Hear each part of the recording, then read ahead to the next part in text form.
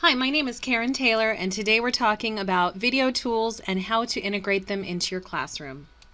Traditionally, you might show a video from YouTube at the beginning of class and have your students either take notes on it or compare it to information that they're learning, but they don't do much with the video except watch it in class. I'm going to show you a few tools that take watching a video to a whole nother level.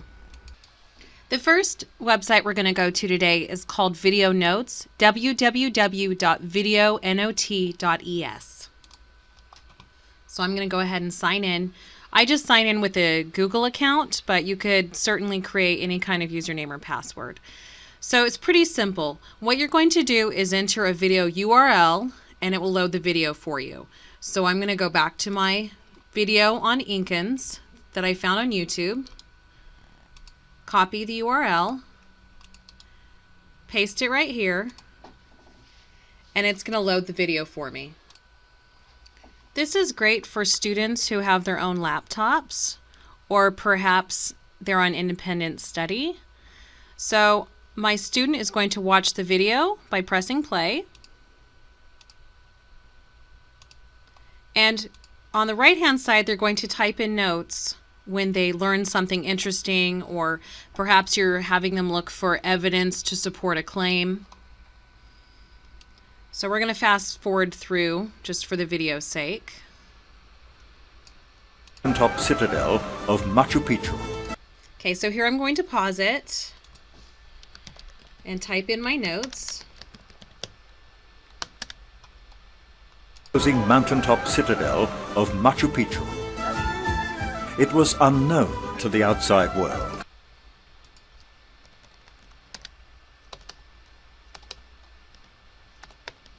If I can spell today. Okay, so I type my notes, and then if you notice it timestamps it. So anytime a student wants to go back to those notes, they click on the time, and it takes them back to that section of the video. Think about how different this is from just watching a video on the screen and taking their own notes on a paper and pencil. What I also like about video notes is that students can title it, and they can save their notes either to their Google Drive account or to Evernote, or they can share it via email if you'd like to see their notes. The downside to video notes is that you can't have a class inside of video notes, so you can't do an assignment inside the software, but you could definitely send a link to your students, whether it's through Google Classroom or some other learning management system, and then they would insert the video URL themselves. They could then use this information to compare it to a text that they've read. For example, in 6th, 7th, and 8th grade in the social studies standards, students are expected to compare and contrast the information gained from experiments, simulations, videos, or multimedia sources with that gained from reading a text on the same topic. So now you're meeting your Common Core standards. Another video tool I like is pbslearningmedia.org. This website is also free and allows you to search for a variety of topics. So here I'm going to click on the home button so you can see what that looks like. You can either browse by standard or by grade and subject. So as you saw earlier, I had a water cycle video up. So say I'm teaching the water cycle in my class. Now I have a resource for my student, but I'm going to take this a step further. So I'm going to integrate the information that I get from pbslearningmedia.org to another website called Edpuzzle. What I like about pbslearningmedia.org is that you can actually download the videos to your computer right here. You can also share them if you have Google Classroom, or you can share them via email. You can also add them to content, which I will go over later. So let's talk about Edpuzzle. Edpuzzle is a website where you can take videos and add your own notes and formative assessments and assign them to your students. This is a really cool website. So I'm going to click on search. Here I have my Inkin video, but I'm going to click on water cycle. And I can either get videos from YouTube, I can get them from Edpuzzle, so I can actually get teacher-made lessons right here, TED Ed, National Geographic. But say I don't find any videos that I like, I can also upload them right here. And that's where PBS comes in. I can download that same animation from PBS, learningmedia.org, and then upload it to Edpuzzle and interact with it that way.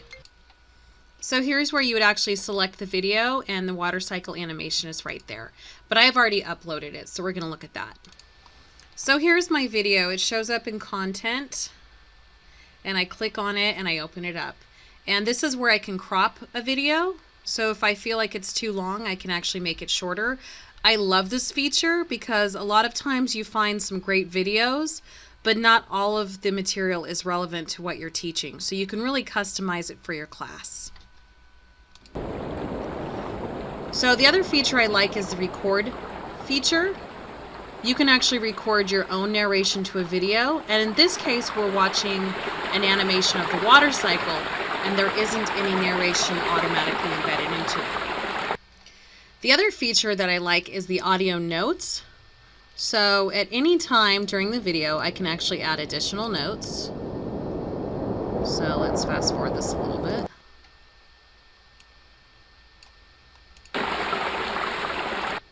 So I'm going to pause it, and then right here I can add my own notes. See, I'm recording it right now. If I don't like it, I click on it and delete it. So let me show you how that works again. What is the process that you're seeing called? What is the process that you're seeing called? What is the process that you're seeing called? See how that works? So you could actually embed some questions into the animation or video, have your students respond to them possibly on a Venn diagram or some other type of graphic organizer, or you could relate the questions to a piece of text that they've already read about this, and that's another way for them to interact with the video. Something else you can do is add questions. So I can actually add a formative assessment piece to this video. So let's go back to that part right there. Okay, so I'm going to scroll down a little bit, click on the question, and I'm going to type describe runoff.